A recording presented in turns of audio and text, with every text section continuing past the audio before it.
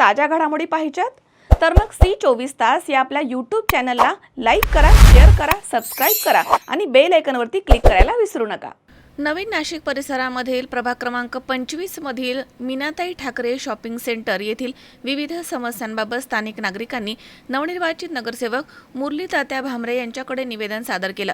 Shopping centre परिसरामधील अपूर्ण काँक्रिटीकरण, अस्वच्छता, पावसाळ्यामध्ये साचणारं पाणी तसेच दुर्लक्षित देखभाल यामुळे व्यापारी आणि नागरिकांना मोठ्या अडचणींना सामोरं जावं लागतंय अशी तक्रार यावेळी करण्यात आली।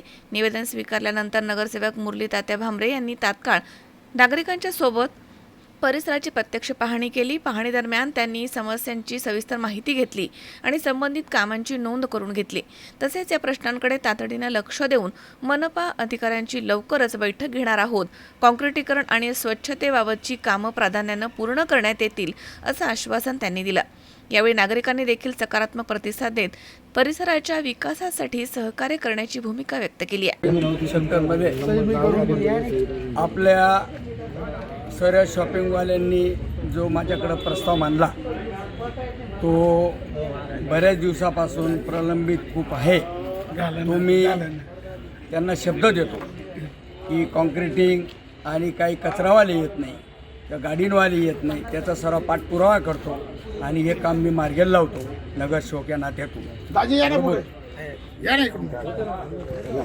पालिकेत काय भूमिका मांडणार? महापालिकेत भूमिका कसं आहे, आतापर्यंत नगरसेवक नव्हते, त्याच्यामुळं ह्या गोष्टी कोणी साहेब लोक काही ऐकत नव्हते।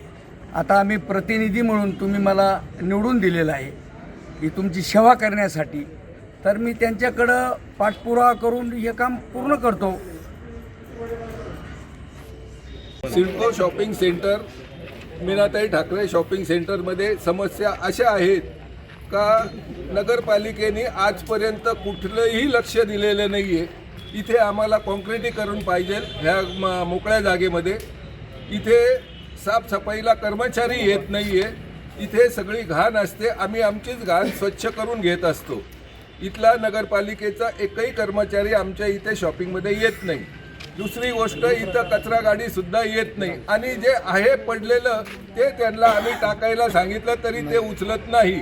आमच्या इथे सगळे फॅब्रिकेशन बॅनरवाले काम करणारे लोक असतात, त्यांचे बॅनरचे तुकडे जे पडलेले असतात ते आम्ही गोळा करून ठेवलेले ते सुद्धा तुम्हाला दाखवतो। तिथे जर कधी एखाद्या वेळेस आगीचा एखादा दिवाळीत फटाका बिटाका पडला तर इथे मोठी भीषण आग लागण्याची शक्यता आहे।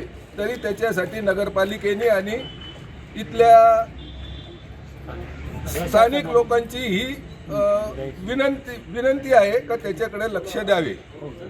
श्रीयुत तात्यासाहेब भामरे यांना आम्ही निवेदन आमचं दिलेलं आहे। किरण आहेर, C24 तास, नाशिक।